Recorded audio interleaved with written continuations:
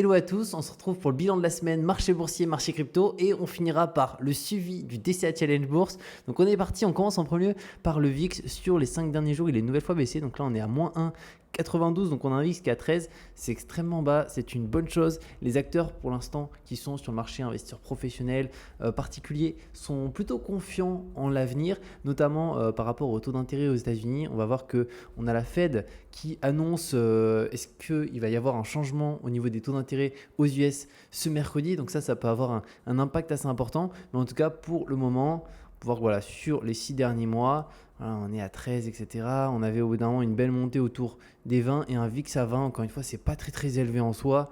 Un VIX élevé, c'est quand on est à ce niveau-là, quand on commence à dépasser les 30. Là, ça commence à monter et après, lorsqu'on a un VIX qui dépasse les 50, souvent, c'est un crash boursier. Donc, comme là, voilà, VIX 69, même au plus haut ici, on était à 79 et mars 2020, on était à 66. Donc, on en est très loin, mais le truc, c'est qu'en tant qu'investisseur, forcément, aujourd'hui, le marché est cher et on est quasiment au plus haut historique. Donc, il faut le prendre aussi en considération. Après, si on investit sur 20 ans, acheter maintenant en soi, même si ce n'est pas un conseil d'investissement, sur des indices, un indice très large, clairement sur 20 ans, c'est quand même un très bon investissement. Après, on passe directement au CAC 40, marché français, journée de clôture 2,28. Donc franchement, la journée de clôture a été exceptionnelle pour le CAC 40 vendredi. Et sur la semaine, on est à 2,66. Donc toute la perf vient quasiment de la journée de vendredi. Ensuite, le SP500, 5 derniers jours, on est à 0,77. Si on se met sur la map du S&P 500, alors là, c'est la journée de clôture. Je vais vous montrer sur la semaine. Et vous allez le voir, on est majoritairement dans le vert. Mis à part Tesla, qui s'est pris quand même un moins 13%. Donc ça a pris quand même une belle baisse. On a un titre. Alors, il n'y a pas le montant à quel prix. À 683 $ le titre actuellement, et les énergies aussi ont pas mal repris. Donc ExxonMobil, on a Chevron ici, c'est des titres qui ont vraiment bien repris, plus 6, plus 4 au cours de la semaine. Après ça, le calendrier ici, des actualités qui vont avoir lieu très important. Vous allez voir les amis, il y a beaucoup de choses qui se passent. Mardi, on a les offres d'emploi. Mercredi, c'est la journée la plus importante de la semaine parce qu'on a les décisions de la Fed au niveau des taux d'intérêt. Donc au niveau du consensus, il est à 5,5. Précédemment, le taux qu'on avait, c'était 5,5 et la prévision, c'est 5,5 au niveau des analystes. Donc concrètement, qu'est-ce qui se passe? Si on a un taux qui est supérieur à 5,5, on risque d'avoir une bougie rouge, ce qui est normal parce que le marché ne s'y attend pas. Inversement, si on a des taux qui baissent, pour le marché, ça va être quand même une plutôt bonne nouvelle. Donc on va le voir en sachant qu'il y a aussi d'autres choses qui vont se passer cette semaine, notamment le taux de chômage aux États-Unis, très important, l'ISM, etc. Donc c'est une semaine, accrochez vos ceintures parce que ça peut bouger et de toute manière on en parlera la semaine prochaine un petit peu de tout ce qui s'est passé. Après on passe à notre euro-dollar et malheureusement notre euro continue de baisser. Donc sur les 5 derniers jours moins 0,41, sur le mois moins 2,26, sur un an ça baisse, sur 5 ans ça baisse et là on est sur tout l'historique, donc depuis 71, mais bon si on prend vraiment l'exemple depuis on va dire même 2000 ici, on est plus haut que durant les années 2000, mais on peut voir que depuis concrètement la crise de subprime, ça n'a fait que baisser. Et pour l'instant, on n'a pas l'air vraiment de remonter la pente. On a un dollar qui est beaucoup plus puissant que notre euro. Après Orpea, qu'on regarde petit à petit pour voir est-ce que ce titre peut se retourner et repartir dans l'autre sens. Franchement, là, c'est de moins en moins probable. C'était déjà peu probable, mais alors là, on est à un titre qui coûte 1 centime. Donc 5 derniers jours, allez, 2,94, mais voilà, c'est un titre qui s'effondre depuis le début de l'année. L'emploi, il y a des journées, alors je ne sais même pas si est-ce qu'il a été délisté certains jours, est-ce que il n'y a pas moyen de l'acheter. Il manque même des jours. Et sur un an, regardez-moi ça, là, paf, et là, voilà, là, il n'y a plus rien.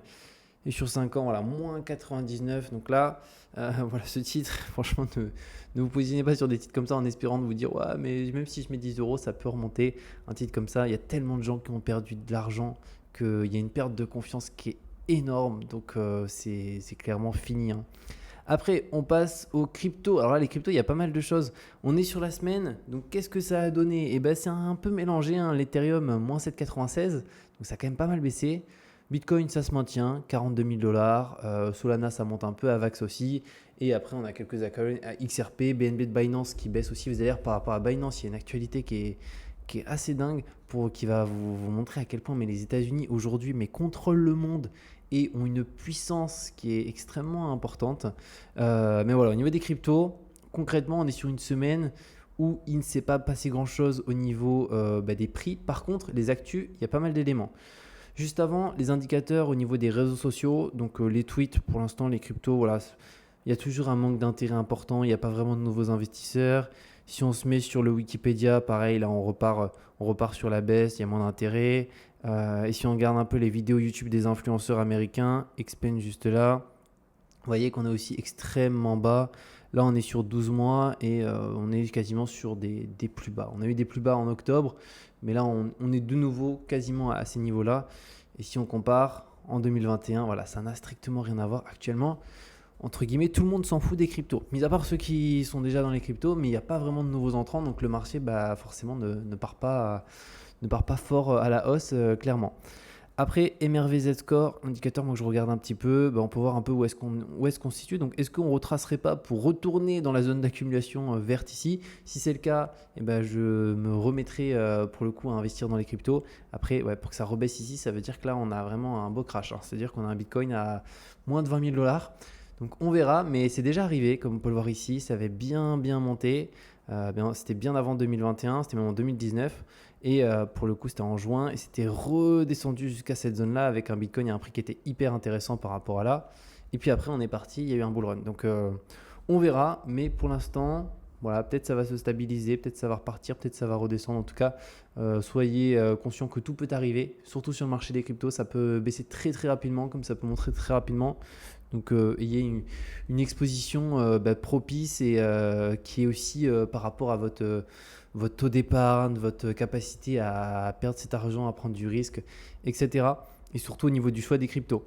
Donc après, on a CZ, c'est ça ce dont je voulais parler. Donc propose 4,5 milliards de dollars en garantie à la justice US, mais ça ne suffit pas. Concrètement, il faut savoir qu'actuellement, CZ, il est aux États-Unis, il peut plus quitter les États-Unis. Et là, il souhaitait retourner aux Émirats Arabes Unis, donc je crois que c'était à Dubaï. On va voir c'était pour quelle raison. Je crois que c'était pour aller voir quelqu'un. C'était indiqué où? Alors malgré toutes les tentatives de ses avocats et toutes les promesses de ces aides, la justice américaine est restée inflexible et a refusé à l'accuser toutes ses demandes de libération. Donc, grâce à un dossier qui vient d'être rendu public, on sait un peu plus sur les tractations qui ont précédé la décision défavorable du juge. Et pour le coup, CZ a proposé l'intégralité de ses actions de Binance en caution, donc pour prouver qu'il va bien revenir concrètement. Donc 4,5 milliards de dollars à date des négociations, mais ça n'a pas suffi. Donc c'est juste énorme. Et pour le coup, voilà, c'était pour rendre visite à un proche hospitalisé aux Émirats Arabes Unis. Et pour le coup, ça n'a pas été le cas. Donc les US, quand ils veulent attraper quelqu'un, et même si c'est une personne très puissante comme CZ, ils en font un peu ce qu'ils veulent, clairement. Et donc actuellement, ils restent bloqués aux États-Unis. Et là, on a aussi une information concernant ici le juge. Donc l'accusé possède donc il parle de CZ, d'énormes richesses et de nombreux biens à l'étranger et n'a plus aucun lien avec les États-Unis. S'il ne veut pas revenir, nous n'aurons aucun moyen de l'y obliger. Sa famille réside aux Émirats Arabes Unis. Il semble qu'il bénéficie d'un statut privilégié dans ce pays. Dans ces circonstances, la Cour estime que l'accusé n'a pas établi par des preuves claires et convaincantes qu'il ne fuira pas s'il retourne aux Émirats Arabes Unis. Voilà, concrètement, il ne peut pas rentrer pour l'instant dans son pays tant que cette affaire continue, etc. Et il me semble qu'il est condamné, je ne sais plus, je crois que c'est 1 an de prison ou quelque chose comme ça. Donc CZ est-il suffisamment riche pour fuir les États-Unis et s'asseoir sur plus de 4 milliards de dollars alors qu'il ne risque actuellement qu'une petite année de prison? Peut-être, en tout cas, la justice américaine le pensait le mois dernier. Donc assez dingue. Après, on a BlackRock Easy, désormais plus de 2 milliards de dollars de Bitcoin sous gestion. Et Grayscale, donc, qui est un fonds, donc ralentit ses ventes de Bitcoin. Donc petit à petit, on peut voir que ils remplissent. Il y a de plus en plus d'encours au sein de cet ETF. On est à 2 milliards. Après, vu qu'on est sur un marché où il y a encore un manque d'intérêt, c'est encore faible pour le moment. Mais affaire à suivre, on verra ce que ça donnera. On a Microsoft aussi, incroyable, dépasse Apple et devient l'entreprise la plus capitalisée au monde avec 3000 milliards de dollars. C'est énorme. C'est-à-dire qu'aujourd'hui, cette entreprise, la capitalisation boursière, on a 3000 milliards. Donc, ils viennent de dépasser Apple. Après, bien entendu, ça varie tous les jours parce que si Apple prend 4% une journée, Microsoft en perd 7%, forcément, Apple peut passer dessus en fonction des capitalisations.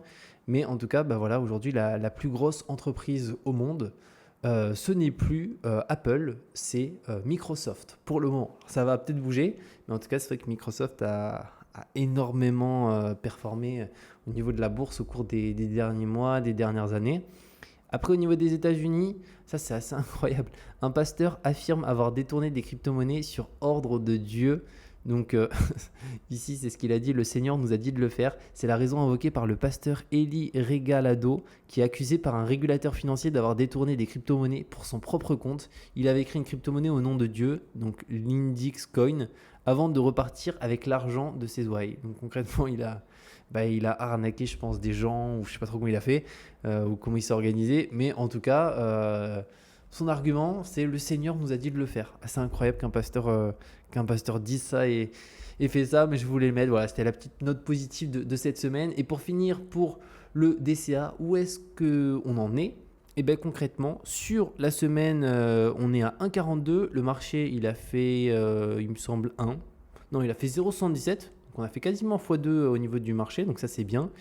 Et sur la journée de clôture, 0,32.